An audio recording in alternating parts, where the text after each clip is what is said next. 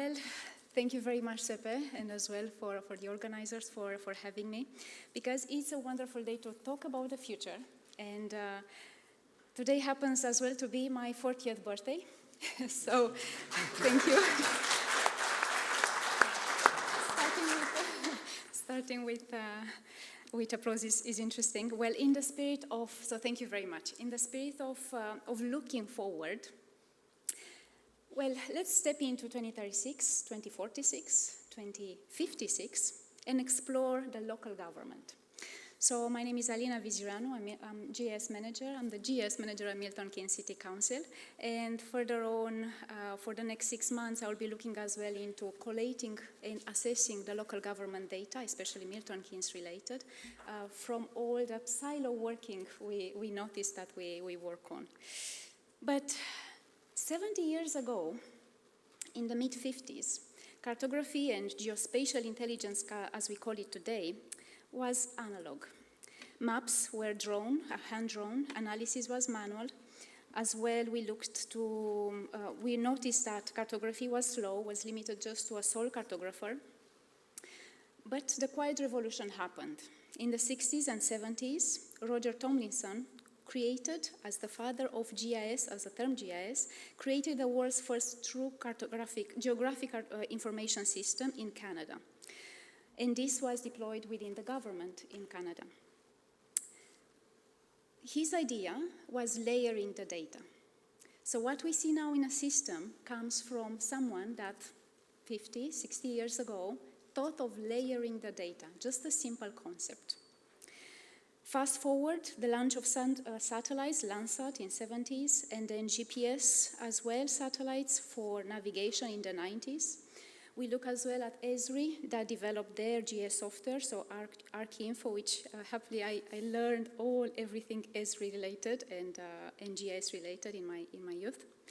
But then fast forward in years 2000, so just from 60s to 2000, 40 years, mapping, smartphones, cloud computing, services like Google Maps. Just to think, Google Maps has been launched in February 2005. And then open data. So 22nd March 2010, Ordnance Survey were opening their data to the public. So just 15 years ago happened all of this. Well, in the spirit of looking forward, imagine that it's 2036. A resident in the UK opens their augmented reality glasses, or simply they lift their phone, and they say, well, show me the impact of a new planning development on my street. Instantly, the world around them transforms. Trees appear, they aren't planted yet. Traffic flows with rerouting in real time. Flood risk glows in gentle pulses of color. Well, they don't read the report anymore, and we see this as well today. They will walk through the future of their neighborhood. This science fiction, as we see it in the movies, is not anymore as science fiction in real life. We also see that from 2D maps to screens to also we see the development of intelligent mapping, but we look to step into living digital planning. Local government today will spend too much time wrestling with fragmented data, outdated dashboards, silo working, PDFs, and actually who reads those PDFs and dashboards? But technology is shifting under our feet. In 10, 20 years' time, as all the presentations here mentioned, AI, machine learning will automate our tasks. We see predictive analytics in just 10 years' time to take more on the side of risk, housing shortages, assessment, climate vulnerability, infrastructure failures. And coming from Milton Keynes, we are an unitary authority. So we have access to all these services to see how everything changes through the use of data. But citizens will not just view their data, will co-create through crowdsources, verified contributions. And I'm happy to say that at Milton Keynes, we have invited some of so we have opened up the platform for our residents to come and tell us what they would like to see on their map, what happens on their road, on their neighborhood, on their communities. In 30 years' time, though, in 20, 30 years' time, we consider that planners will not sit at their desk anymore. They will step inside digital twins for entire cities because geospatial data will become experiential. Scenarios like modeling, time travel, need a bit of water. What if planted, for instance, what if we are planting 10,000 trees in particular locations? Through a digital twin that they can step in to augmented reality, they will watch temperature drop, they will assess biodiversity in real time, they will assess community well-being metrics as well in real time. So geospatial data visualization will become as well multisensory.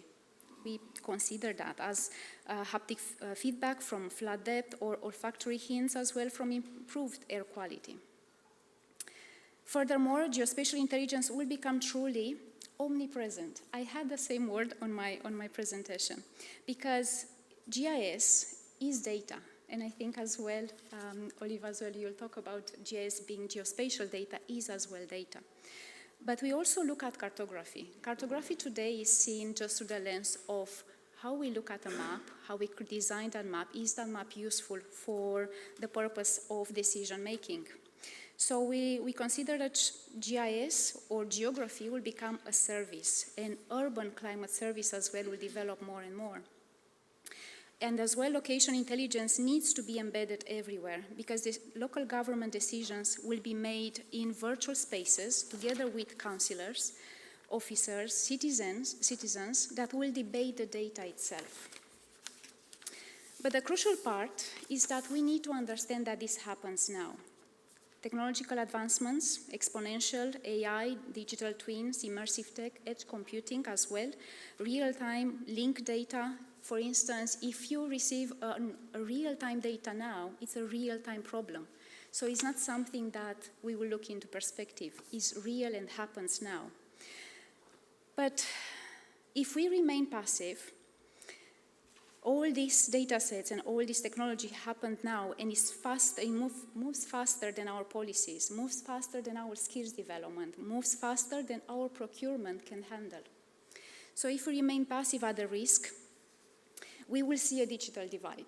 So we already noticed the development around local governments in the UK being lacking on some areas and being fast forward driven in some other areas. So local government must lead, not lag, must work together with data scientists, with analytics. We talk about as well upskilling our teams. And not just from analytics perspectives, but also from ethics, from understanding immersive design, understanding human-centered AI. And also, at Milton Keynes, we do already push boundaries. You might have seen as well news related to digital planning for us, smart cities as well, innovations, self-driven buses, but also geospatial system development.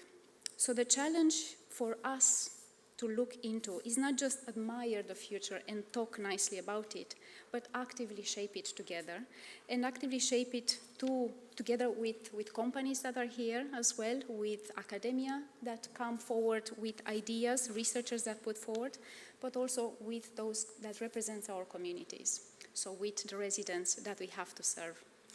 Well, with this, thank you very much, and I look forward to the sessions today.